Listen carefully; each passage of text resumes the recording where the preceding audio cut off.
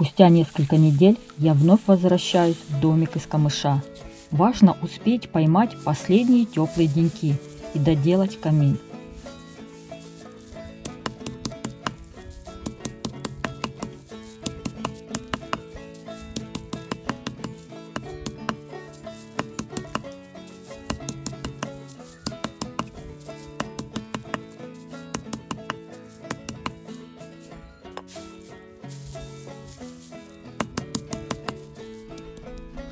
Поэтому в первую очередь я берусь за глину.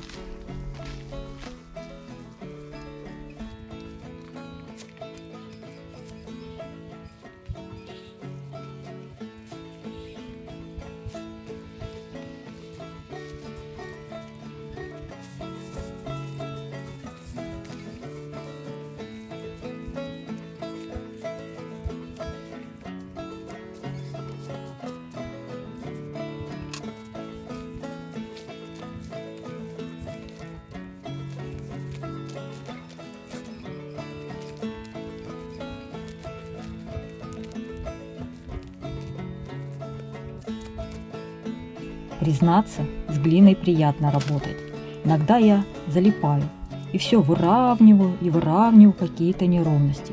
Разглаживаю пальцами стены камина. Однако в планах не только камин. Дел очень много, а осень становится все более прохладной. Хотелось бы уличные работы завершить до дождей и холодных ветров.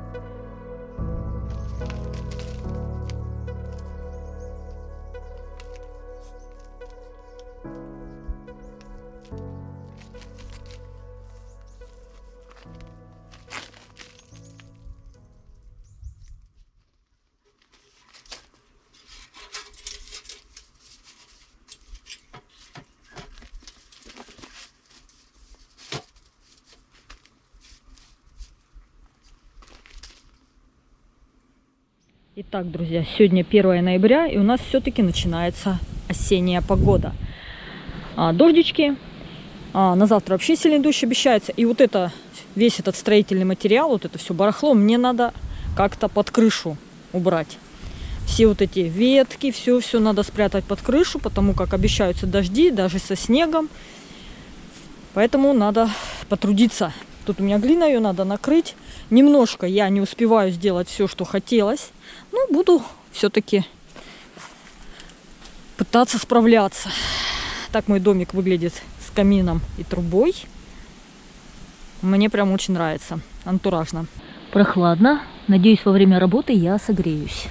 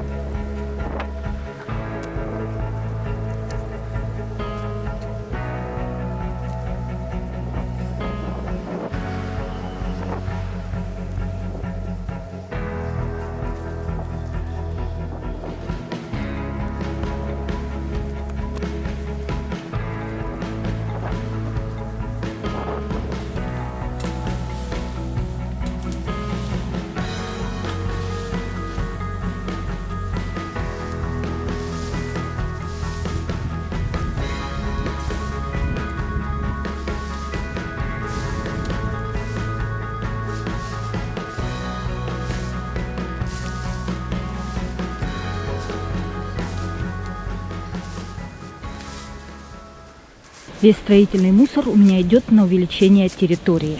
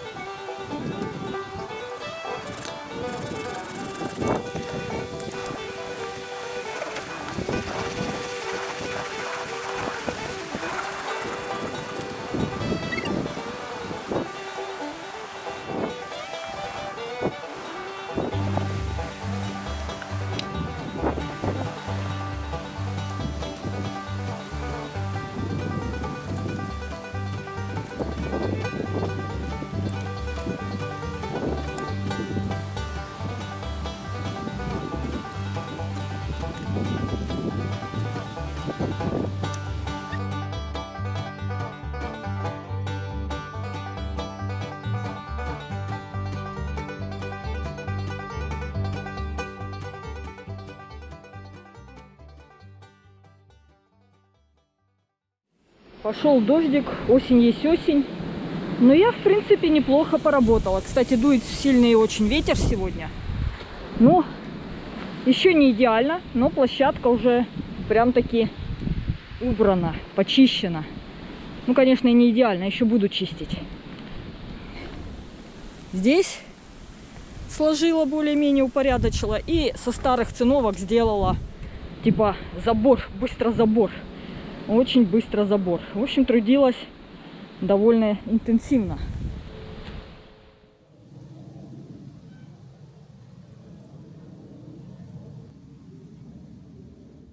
На улице дождик, ветер, а я пришла в домик плести циновки на стены. Но для начала мне нужно распустить старые циновки, чтобы новые красиво получились. Вот я этим занимаюсь, распускаю.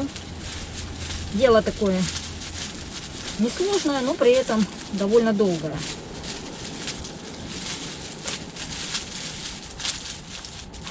Конечно, можно пойти новые осоки нарезать.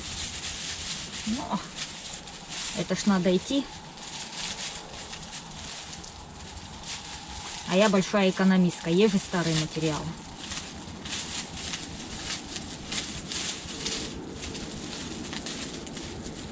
Главное с осокой работать в перчатках. Чуть поработаешь без перчаток, порезы гарантированы. Опа.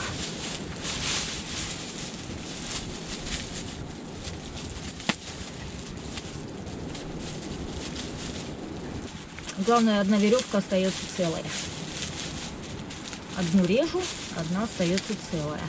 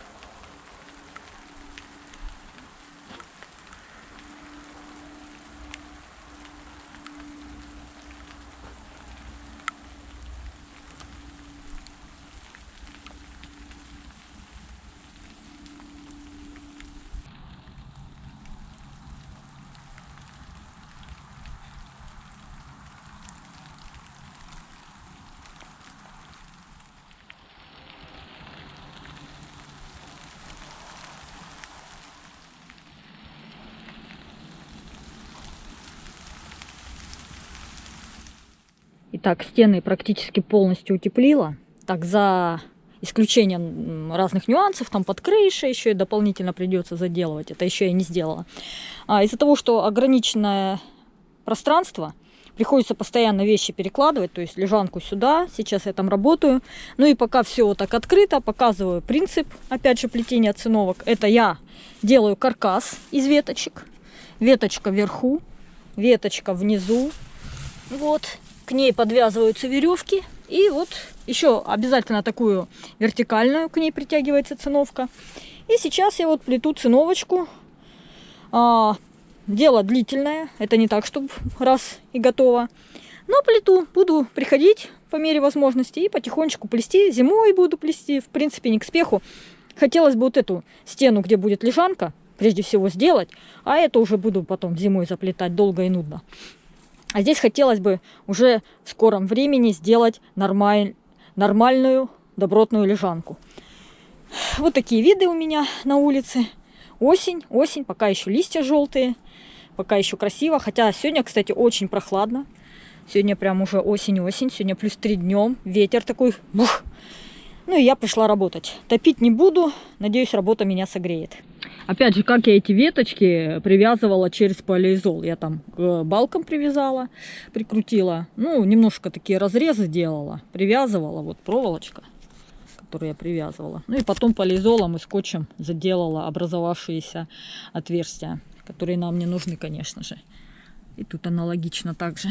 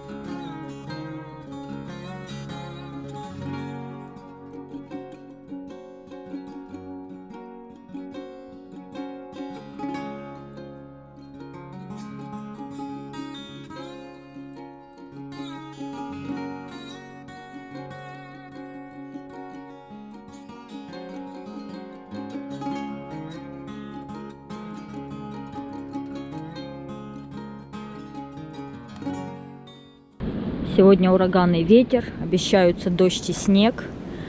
Также сегодня 4 ноября.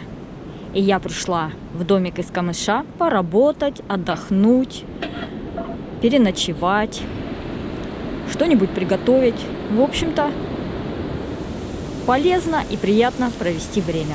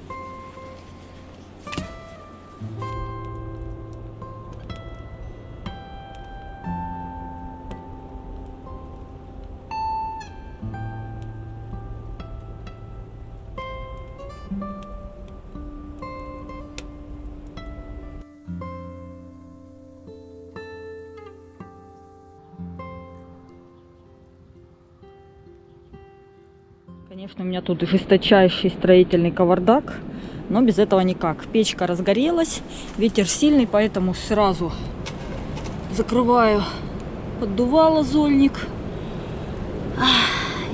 Любуюсь огнем. Да, видно меня.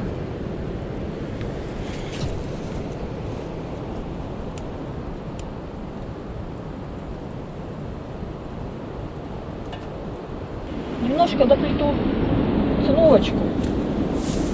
Вчера закончилась осока. Немножко не доплела.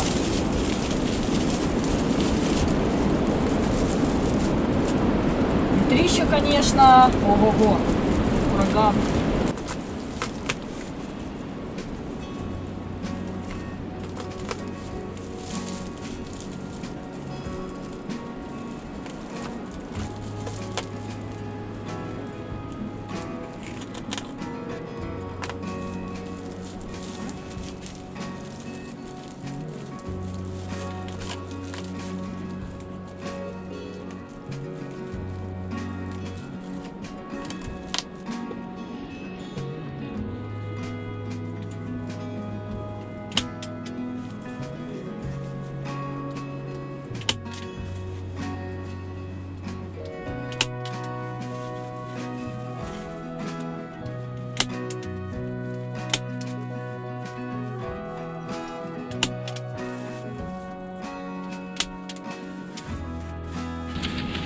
Очередной раз все переношу.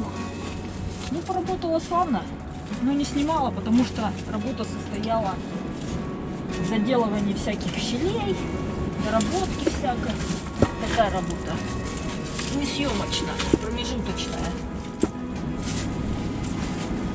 Так. Ух, лежанка у меня. Просто жесть. Ну, пока такая.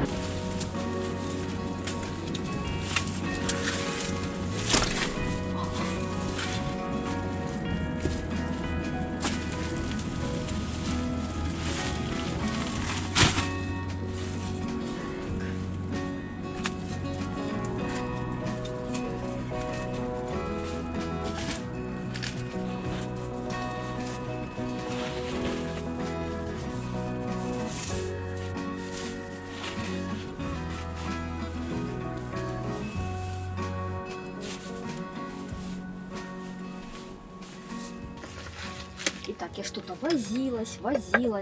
Ну как, вот эта работа по заделке там каких-то щелей, каких-то моментов, она долгая. Ну вообще, я очень голодная. Мне кажется, я уже обед, в общем-то, пропустила. Надо глянуть, сколько времени. Так, сколько времени? А, не, нормально. 2:30, как раз обедать. И хочу сегодня пожарить батат с чесноком, с луком. Поэтому вот чищу батат. Сам по себе батат, он все-таки, да, похож немножко на картошку, но он более сладкий. И чтобы еда не казалась прям сладкой, я добавлю чеснок и лук. В общем-то, чеснок и лук очень даже украшают батат. Причем батат очень быстро готовится, Поэтому все будет на сковородку идти вместе одновременно. И чеснок, и лук, и батат, все пойдет одновременно. А еще у батата такая особенность, он может потемнеть чищенный. Поэтому не стоит с ним тянуть. Стоит быстро обрабатывать. Поэтому ставим сковороду. Так, где у меня открывательная штучка? Вот она.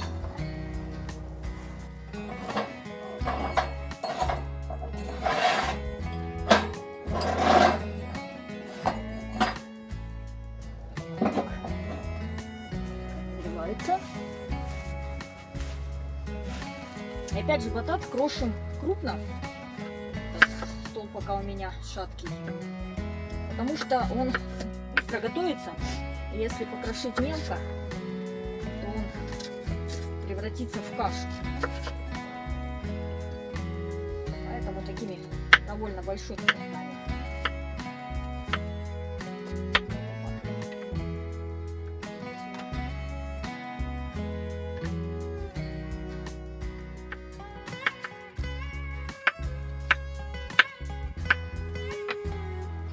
И сюда же, как я сказала, сразу идет лук. Все будет жариться одновременно.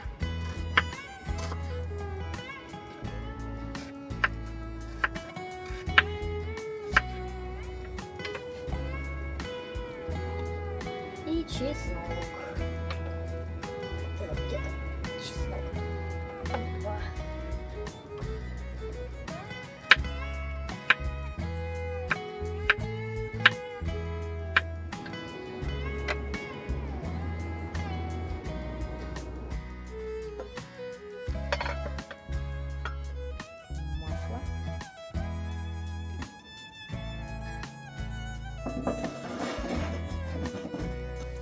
Ну и все сразу высыпаем. Лук, чеснок, батат. Все одновременно.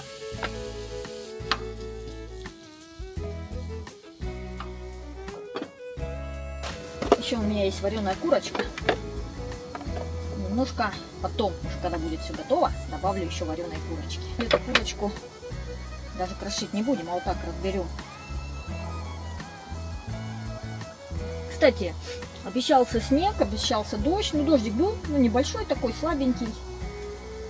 Снега, к сожалению, не было. Я надеялась, что будет снег, и я вас порадую первым снегом в этом сезоне. Но, увы и ах, не случилось снежной радости.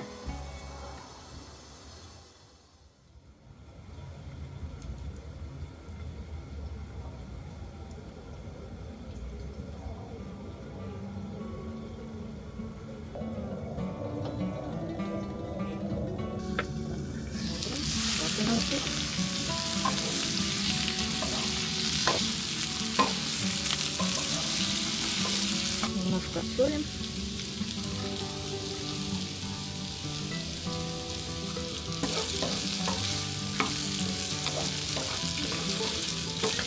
Добавляем мясо. В принципе, уже все будет скоро готово. Ну, а у меня еще будет к батату салатик из помидор. Это наши помидоры, они уже не ахти, последние, так сказать. Но между тем они все равно вкуснее покупных. Даже вот такие осенние, почти зимние помидоры, остатки, которые дозревают в комнате, все равно вкуснее покупных.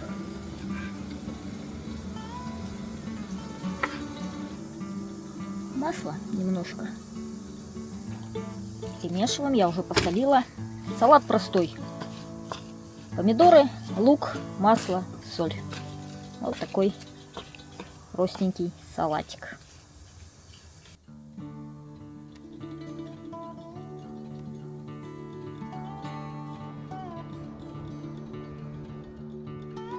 Моя еда. О, она даже местами прям-таки поджарена. Ну что, батат, думаю, готов.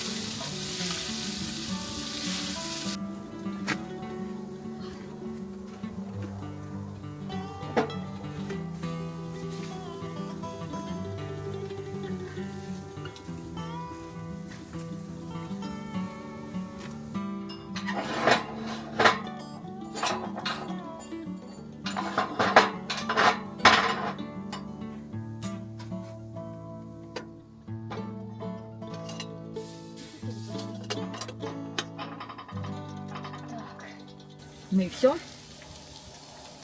Вот такая вкусная, простая пища.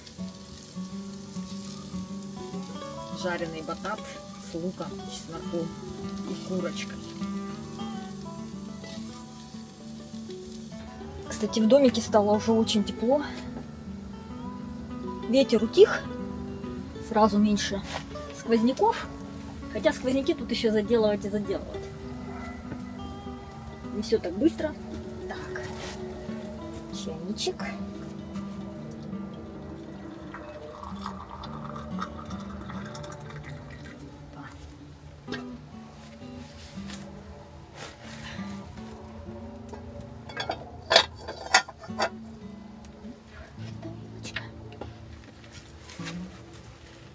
Ну вот, такая получилась еда.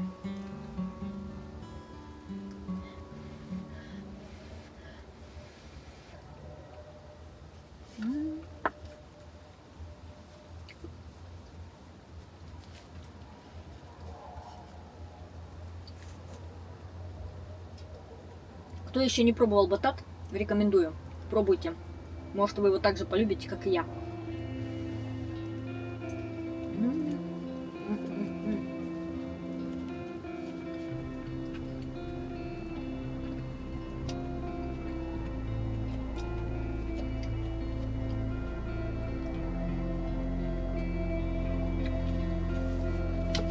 Ой, приятного аппетита нам всем и мне. Вкусненько. Выключаю камеру. Буду усиленно есть. Есть.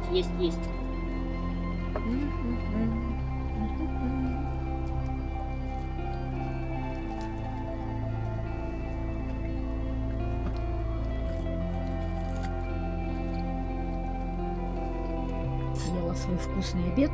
На десерт у меня будет яблоко и водичка.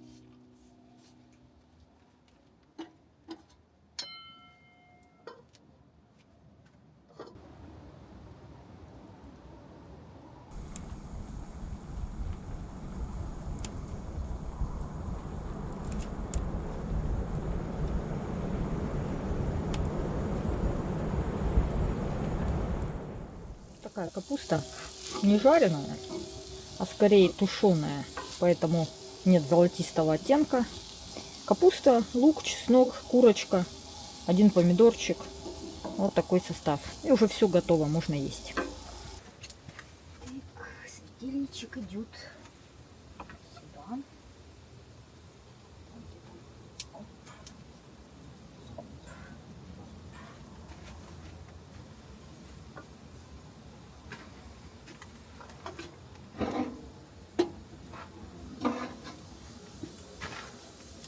Чуть-чуть надо подбросить.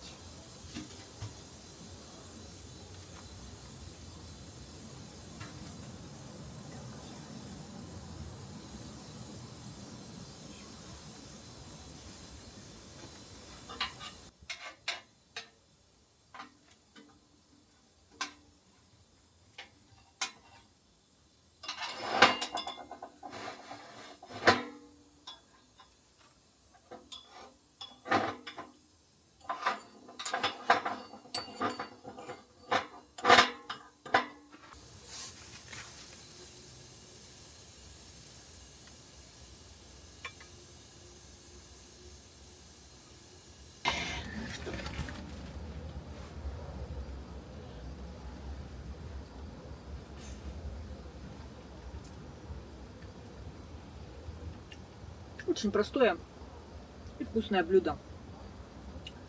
Капусточка с мясом, луком, чесноком.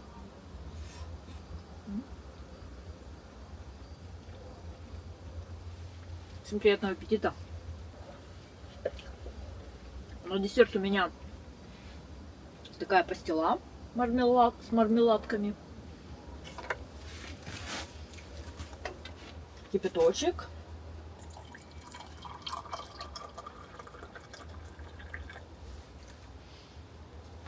Ой, хорошо.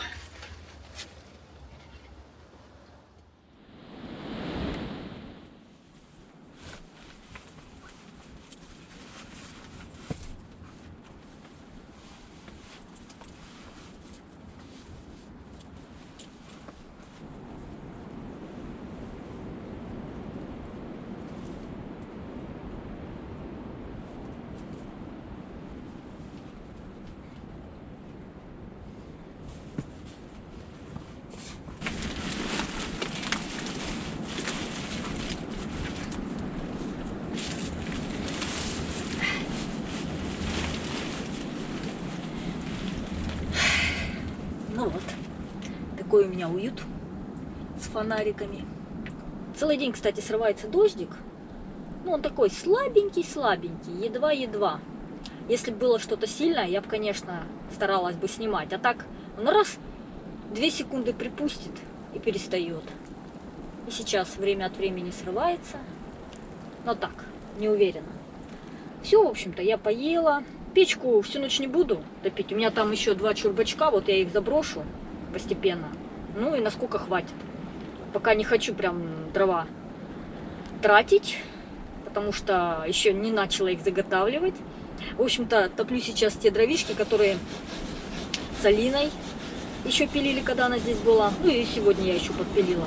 Так, немножко дровишек. Ну, вы слышите, какой ветер будет. И хочу сегодня с вами поговорить, знаете, такая тема. Как вести себя с бродячими собаками. Бродячими, ну и такими вольно отпущенными собаками. У меня довольно интересная практика в отношении с собаками. Дело в том, что когда я была маленькая, я собак вообще не боялась. Я ходила в школу, и постоянно меня сопровождали какие-то бродячие псы. Я их там гладила, подкармливала, общалась с ними. И псы меня всегда, как говорится, и псы меня понимали, и никогда не пытались какие-то агрессивные выпады делать в мою сторону. То есть была такая идиллия прям. И так длилось лет, наверное, до 16, наверное, ближе к 17. Где-то там. Я же никогда собак не боялась, и вот я шла через дворы между пятиэтажками. И там были мелкие собаки, местные, видать. И вот они начали вдруг гавкать на меня. На площадке были другие люди, видать, жильцы этих домов. А я на этой площадке была новым лицом. И вот я шла беспечно, слышу, собаки гавкают, ну, думаю, ну и пускай гавкают, я же их не боюсь, чем мне переживать. И за эту беспечность я поплатилась. Ко мне подбежала одна из собак и укусила меня за ногу. Вот. И с тех пор у меня к собакам полностью изменилось отношение. Я стала их бояться. Вот меня укусили. Я не ожидала, что они могут так из-под тишка подбежать и укусить. И все, я начала бояться. И боялась я потом их очень даже много лет. И что происходило? Из-за того, что я их боялась, они мне всюду попадались. Это такая закономерность, я уже на себе проверила. Куда бы я ни шла, откуда ни возьмись, брались собаки бродячие, отпущенные какие-то там. И начинали на меня гавкать, рычать, бросаться. Что, конечно, усиливало мой страх. Я понимала, что надо что-то с этим делать. Я вообще, когда у меня возникают какие-то там слабости, страхи или еще что-то, я стараюсь с этим работать. Я не оставляю на самотек такие недостатки и пытаюсь с ними как-то работать, прорабатывать все это. И вот, но тут как сошлось, мы взяли нового песика домой, Динго. А щенок такой симпатичный, прикольный, вообще забавный песель. И вот я с ним игралась, он тягал мой тапок, я ему руку в пасть засовывала, он грыз ее. И вот, играя с этим Динго, я вдруг поняла, что все, я опять не боюсь собак, что я их чувствую, что я их понимаю. Вот это взаимоотношение с этим щенком меня прям очень-очень освободило от страха. И я приняла для себя решение, что больше я не буду бояться собак, и я буду с ними общаться, так же, как с этим Динго, со своим песелем. И с тех пор я начала практиковать такие действия. Иду, ко мне несется злая собака с рычанием, там все, с явными агрессивными намерениями. А я останавливаюсь. У меня сформировалось несколько правил поведения с собаками. Первое правило. Если на тебя несутся собаки, собаки, всегда останавливаешься. Никогда не продолжаешь движение. Потому что вот когда ты продолжаешь движение, как ни в чем не бывало, тут-то они пытаются тебя укусить. Тут я останавливаюсь, поворачиваюсь к ним. Второе правило. Не позволять собаке забежать себе за спину. Собаке, сколько бы их ни было, стараться не допускать того, чтобы они оказались у тебя за спиной. А если собака хочет атаковать, она старается именно за спину забежать. Особенно мелкие собаки так делают. Начинают кружить вокруг тебя вот так вот. И выискивать момент, когда можно атаковать. Вот, это второе правило. Третье правило. Начинать разговаривать с собаками. И разговаривать всегда спокойным, уверенным, ласковым голосом. Не каким-то там, не подходи сюда, там, нет, вот так нельзя. Никакой агрессии вообще, никакого натиска. Как я разговариваю? Вот недавно даже стая собак, наверное, штук 6, заводила мелкая собачка. Самая агрессивная, остальные просто следовали за ней. И им вообще как бы я была все равно. Ну, они бежали за этой своей заводилой. И вот я останавливаюсь и начинаю с ними разговаривать. Ну, что вы такие? Что вам делать нечего? Зачем вы на меня гавкаете? Да, хорошие охранники. Ну, тут в таком духе что-то говорю. Все разумные, нормальные собаки очень живо реагируют на человеческую речь. Особенно, если вы говорите спокойным, уверенным, ласковым голосом. И вот в этой же стае все собаки перестают через время гавкать, начинают вилять хвостиками, делать вид, что они тут вообще не за тем, чтобы на меня наброситься, а так своими делами занимаются, начинают что-то нюхать, там осматривать, вот вид такой делать.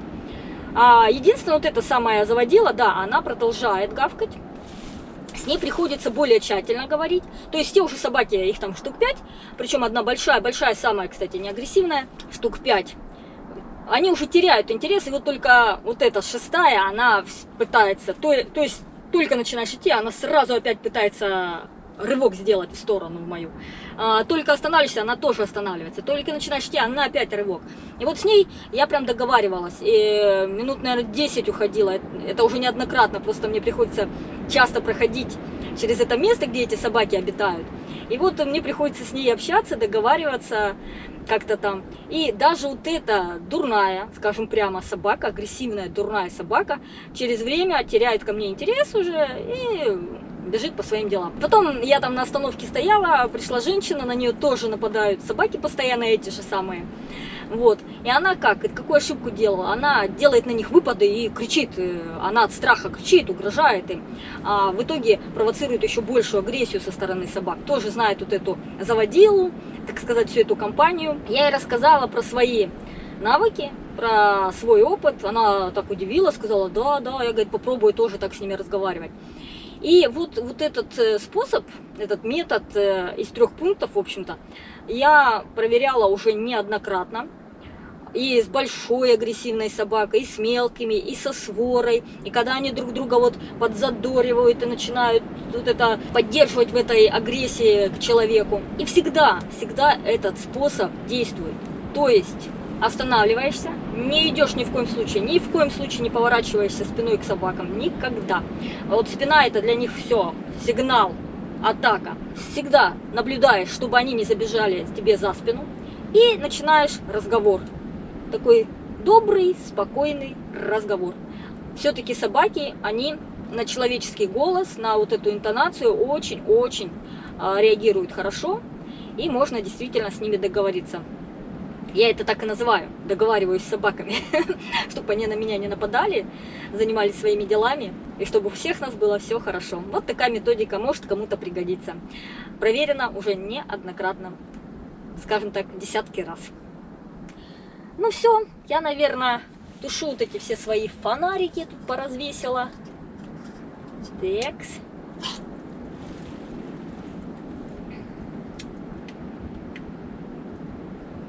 Всем спокойной ночи. Заползаю в спальничке. Не знаю, выползу ли я на улицу снимать ночные кадры. Я, конечно, люблю ночные кадры снимать. Но сегодня, если честно, мне неохота выползать туда. Там ветер. Ой, там холодно. А мне тут хорошо. Сейчас буду слушать книжку, смотреть фильмы. Мне будет хорошо, уютно и прекрасно. Спокойной ночи, друзья. Спокойной ночи всем. До завтра.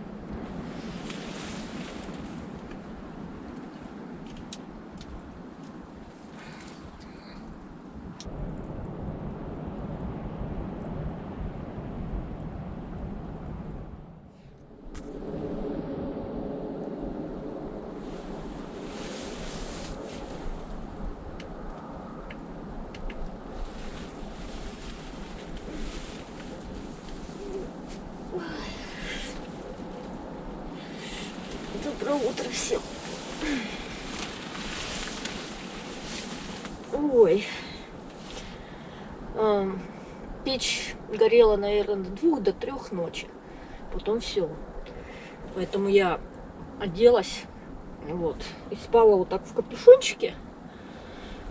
Рубашка с капюшончиком. И прям хорошо мне было. Прям вообще тепло-тепло. Вот. Но с спальника вылезать неохота, конечно. Ну ничего, сейчас встану. Растоплю печечку. Разминочку, чайка. День начну. Прежде всего надо шторочки открыть, чтобы вид сделать. А так здорово, здорово. Чувствую, потенциал домика есть. Доработать еще моментики. Вот. Там под крышей еще много щелей. Вокруг двери еще не все сделала. Надо еще делать. Дело движется. Просто не так быстро, но движется, все меняется, все делается. Ой, как классно.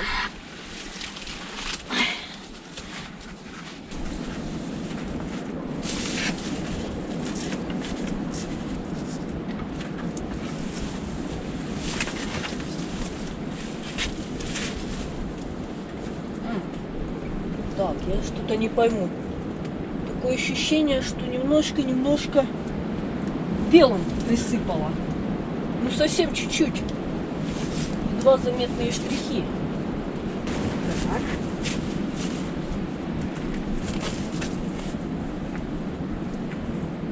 Ну все, теперь точно доброе утро.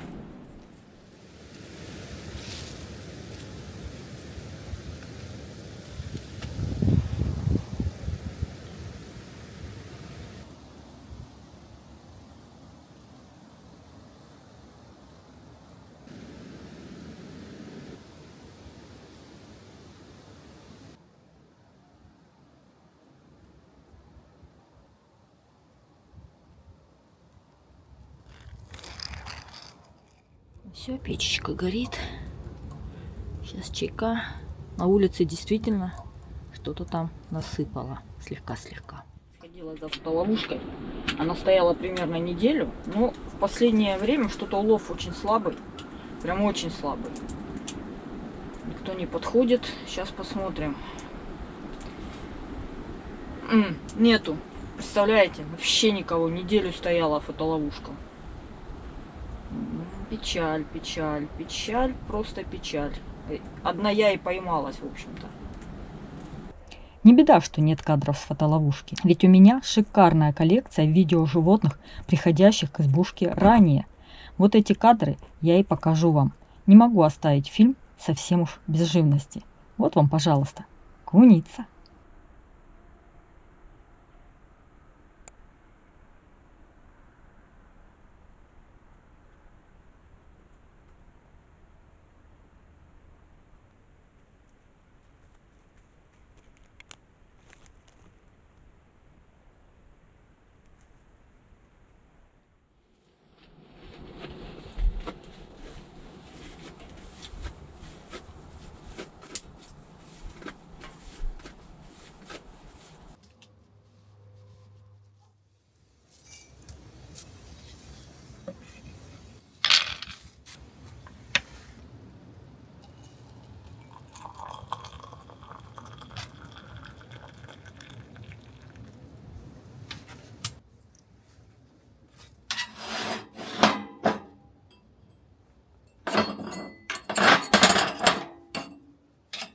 На улице-то солнышко светит, погода налаживается.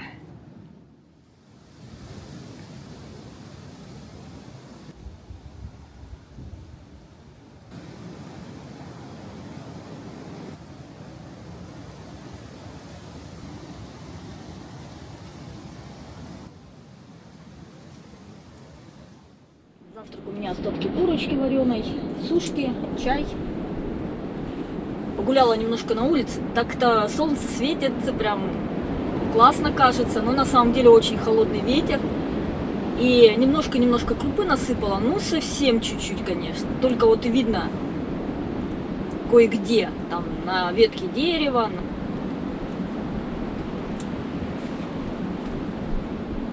Всем приятного аппетита, буду завтракать, собираться домой. Ну вот, печка буквально чуть-чуть погорела, сразу стал воздух в домике теплым. Не таким вот утром я проснулась, он такой, знаете, холодный, ну неприятный. А сейчас сразу вот это тепло печи, и воздух становится другим.